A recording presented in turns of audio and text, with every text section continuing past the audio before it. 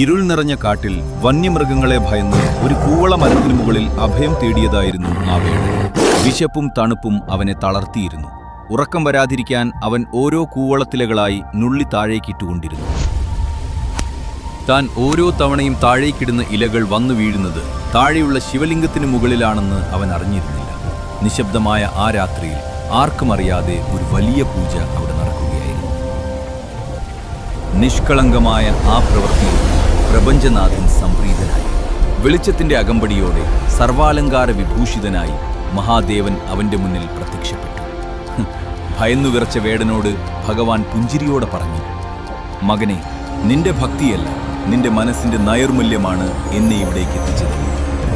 അതെ, ആഡംബരങ്ങളല്ല, സ്നേഹത്തോട് നൽകുന്ന ഒരു ചെറിയ ഇല പോലും കൈലാസനാഥൻ സ്വീകരിക്കും. ഓം നമഃ ശിവായ.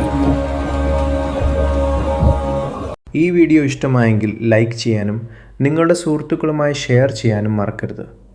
കൂടുതൽ വീഡിയോകൾക്കായി ഈ ചാനൽ സബ്സ്ക്രൈബ് ചെയ്യൂ.